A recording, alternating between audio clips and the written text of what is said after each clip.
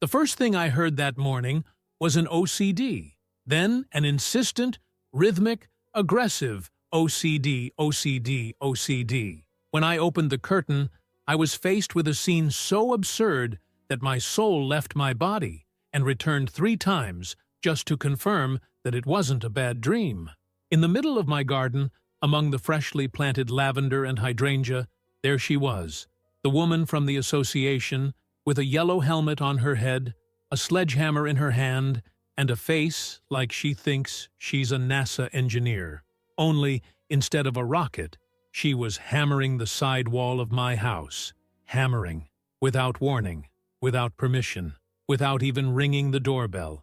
Even worse, with a guy standing next to it who was probably the husband or cousin of an HOA board member, all excited about the project. He was wearing an association jacket, with a pen stuck in his collar, and that desire to show his service that only those who want to climb the rotten hierarchy of a neighborhood micro-dictatorship know. The woman saw me at the window and waved. Seriously. She waved goodbye, as if hammering my wall was the equivalent of mowing someone's lawn as a favor. I went downstairs in shock and asked what exactly she thought she was doing. She didn't even blink. She pointed at the broken piece of wall and said, with that tone of voice that only she has, "We're fixing a leak that's damaging the aesthetics of the North Wing. All within our internal protocol." Internal protocol. As if this were an elite UN organization, and not a group of retired residents who take turns deciding the color of the standard gate. I tried to take a deep breath, but with every second she pushed the wall further open. On the second hammering, I heard a clack. That was the sound of hell being unleashed on my house. The wall exploded with water. A jet. A blast of pressure so strong that it felt like I had a river spring under my living room. The main pipe. It hit the house's plumbing. And she stood there with her arm dripping, her eyes wide, and a shaky little voice trying to say, "Wow." The water began to invade the hallway. It ran up the edges of the stairs. It reached the furniture, the carpet, the wires. The chaos was immediate, and she tried to convince me that this was a necessary consequence of proactive work. For heaven's sake. Proactive is scheduling maintenance. Proactive is sending an email, a warning, anything. Hammering on someone else's wall without permission is, at the very least, institutionalized vandalism. But you know what was most ironic? She forgot about Clause 17.6 of the association's own statutes, that part that nobody reads, but that my lawyer read with gusto when we bought the house. It's there, in black and white. In the event of structural damage caused by direct or indirect action of the association without formal notice to the owner, the costs of repair shall be borne by the association in triple the amount, with the right to aesthetic renovation proportional to the affected area. Yes, triple. Not just what it cost, 3 times, because some genius in the past decided that this would prevent abuses by the board. And now, guess what? It was going to cost her more than a wall. It was going to cost her reputation, money, and possibly the title of president that she flaunted as if it were an Olympic medal. The woman was silent when I showed her the clause. She tried to laugh. Then she stuttered. She said that it wasn't like that the context was different, that she needed to review it with the legal department. But there wasn't much to review. The jet of water was still running down the stairs. The neighbors were already filming. And my face, it was the face of someone who knew they had won without even having to lift a finger. But she still didn't know how big the problem was, because when a clause like that kicks in, it's not just the plumbing that changes. It's the whole house.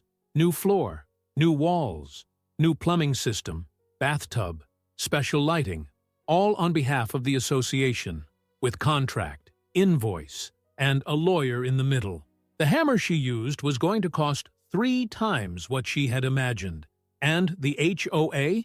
She was about to build a bathing palace where before there was only a bathroom with beige tiles from the 90s.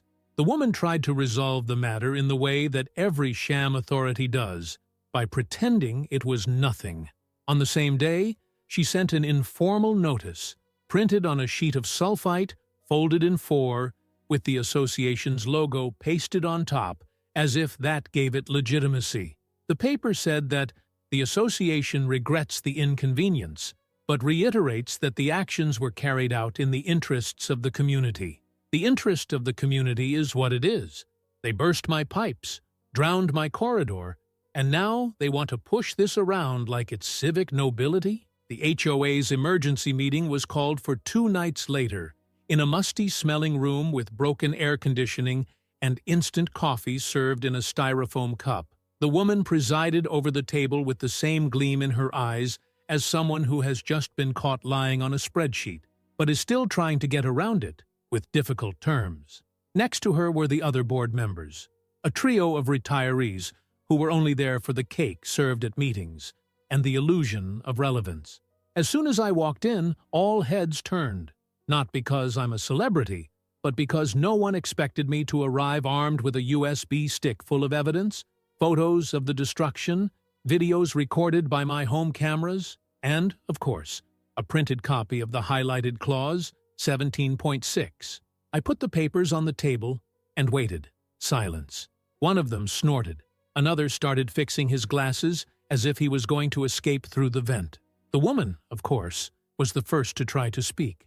"We need to consider the context of the incident," she began, straightening her blouse and trying to maintain an authoritative tone. But the word context there was the biggest joke of the night. The video clearly showed her hitting it with the sledgehammer without authorization, the water jet exploding, my sister shouting in the background, "This is not the right house," and the wall practically crumbling like wet paper. It was at that moment that the association's lawyer, a thin, pale woman who looked like she'd had enough of plugging legal holes with lame excuses, entered the room with a briefcase, dense, full of paperwork.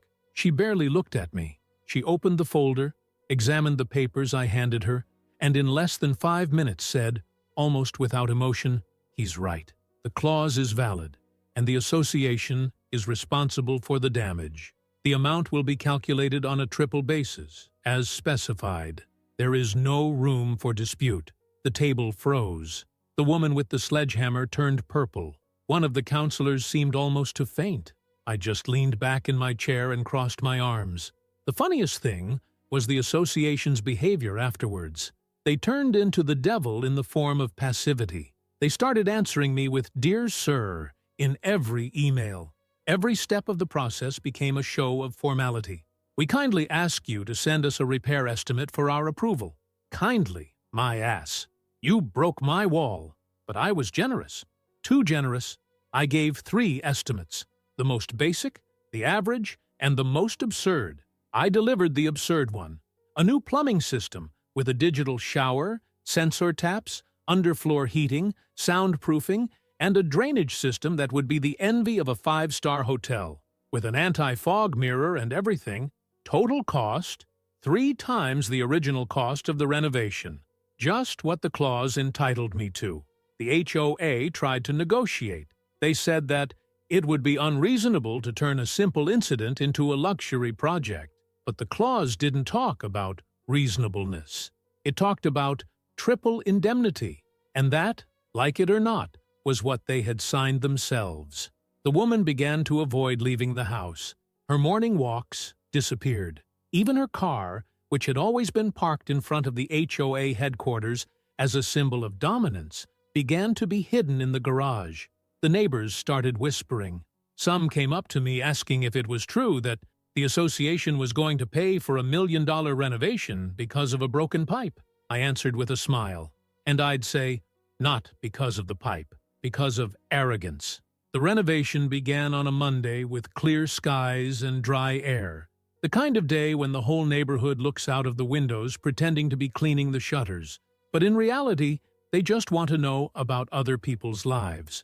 When the construction trucks arrived, bringing materials, sealed boxes, rolls of copper plumbing, and a shower that looked like it had come straight from Dubai, it felt like I was filming a TV commercial for a luxury store. And, even better, it was all paid for by the association itself. Every penny of it. At first, the neighbors were in denial. "It's just a basic renovation," they said. "He's just going to fix the pipe." But it only took the first pane of tempered glass to be unloaded for reality to hit. The garage became a temporary store for Italian porcelain tiles. The plumber arrived with a team wearing embroidered uniforms, not the standard grimy ones in the neighborhood. And the architect, yes, there was an architect, designed the bathroom as if it were a spy movie set. The woman from the association? Gone. She had last been seen 3 days earlier, leaving the house in a cap and sunglasses, as if hiding from the scandal would erase the evidence. The rest of the HOA board remained silent. Every time I sent an invoice with yet another repair resulting from the damage caused, they just stamped it and sent it back. They didn't even try to argue. The fear of yet another lawsuit was evident in every comma of the emails they sent me. One day, the workers started installing a solar panel heating system just for the bathroom. The neighbors approached slowly, pretending to pass by chance, as if no one had walked for 20 minutes just to see what was going on. One of them, one of the gossips from the group in the square, commented quietly, "Do you have any idea how much this is costing the HOA?" The only possible answer was the most honest one. Yes, exactly 3 times what it would have cost if they had left my wall alone. The hydraulic system was redone from scratch. New piping, pressure calibrated. Each sink now had LED temperature control, and the showers came with integrated aromatherapy. Exaggeration, perhaps, but legally guaranteed. Clause 17.6 didn't say anything about common sense. It talked about triple compensation for undue damage. And even the woman with the sledgehammer couldn't argue with that. Anonymous messages began to arrive, people from the board asking to keep the case discreet. One even had the audacity to write that public exposure of the case could damage the association's image in the eyes of future property buyers. The answer was simple. I sent back the same clause with the phrase, "Legal compliance is not exposure. It's an obligation." In the 3rd week of work, they installed a bathtub with an automatic filling and shut-off system. It even had app control. I could program my shower from work. The water reached the perfect temperature, and the hydromassage jet rotated in 8 different directions. The plumbers were amazed. The neighborhood was in shock, and the HOA? Sepulchral silence. The president of the association, the woman who used to sign bulletins about the colors of awnings allowed and send warnings if you hung clothes outside the wall line, is no longer around. They say she left for mental health reasons. Others say she was pressured to leave by the board, fearing further damage. Whatever the truth, her name has disappeared from official documents. Literally erased. The new interim president was a gentleman who barely knew how to open a spreadsheet, the kind of figure who just wanted peace and hot coffee. He called me one day, trying to make one last appeal. "Wouldn't you like to consider a more symbolic agreement? Something less onerous?" The answer came out with gusto. "I'm only asking for what the association statute guarantees me, not a penny more. If that's too much, maybe you should choose who you authorize to use the hammer." After that, I received no further contact. The renovation was completed in 48 days. In the end, what had been an old, damp bathroom with beige tiles and a dripping tap became a mini residential spa, heated floors, intelligent lighting, ambient music, and, of course, an emergency button on the wall, just in case. The opening party, yes, I had one, was small, just for friends. But the sound of the music, the laughter and the smell of eucalyptus incense invaded the neighborhood. Every neighbor who passed by pretending not to look was yet another reminder that sometimes someone's mistake becomes someone else's good fortune. The woman never tried to talk to me again. She never apologized. She never admitted the absurdity. But the sledgehammer she used that day has become legend. And the sweetest thing of all is knowing that, in the end, she paid for every inch of my new bathtub herself. The piece that came after the renovation was so absurd that it seemed artificial. You know that silence you only hear in an airport before a storm? That's what it was. The HOA stopped showing up, the phantom fines stopped, and the monthly newsletters became a poorly formatted PDF file with irrelevant information about recycling and gardening events. The woman, the one who used to walk past with a clipboard in hand and a moral scanner in her eye, disappeared from the map, literally. Some say she sold her house in a hurry. Others say she moved in with her sister in a small town where no one knows what the bylaws of an association are. The neighbors began to walk more freely, almost liberated. Clothes on the clothesline appeared without fear. Rugs with funny phrases appeared on the doors. There were even people who dared to put a ceramic rooster in the garden, a revolutionary act in an environment that until then had been managed with an iron fist and a taste for control. The association, without command, became what it should have been from the start, a helper, not a dictatorship. But the most beautiful part of this story was not the renovation, nor the new luxury bathroom, nor the compensation paid in installments so hefty that the HOA's balance sheets began to show coffee cuts at events. It was justice without scandal. No need to shout, fight, or threaten to sue. It was enough to follow what was written, clause by clause, item by item. The very law she defended as if it were gospel became the chain that bound her own ego. During the months that followed, the story became a reference. When a resident received an unfair warning for putting a beach chair on his balcony, he responded with a printout of the clause I used. When they tried to fine a girl because her dog barked twice in a row, the neighborhood group sent a "Watch out! You don't want to pay for a triple kennel now." The joke became a shield. My house, once treated as an example of de-standardization, was now the standard everyone wanted. Realtors began to use my bathroom as a reference point in advertisements, house close to the high-end renovation of the HOA case. There were people taking pictures of the facade just to show their mother-in-law. The irony was delicious.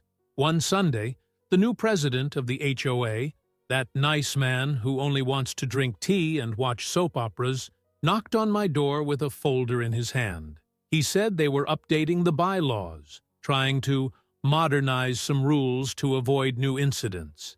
He asked if I had any suggestions. I replied with 2 sentences. Start by banning sledgehammers in actions without formal authorization, and put clause 17.6 in bold. He laughed. That laugh of someone who knows that, from time to time, justice happens in a silent but destructive way. And the woman? I never saw her again. We've never heard of her. All I know is that wherever she goes, she shakes every time someone says the word triple. The bathroom is still there today. Impeccable, perfect, with the soft light, the sound of an artificial waterfall, and that eternal feeling that, yes, a bad hammer can cost you more than you think, because some people try to be king in a kingdom that was built on poorly read clauses. And then, my friend, all it takes is one paragraph to turn everything upside down. And if you liked this video, don't forget to leave a comment and a like.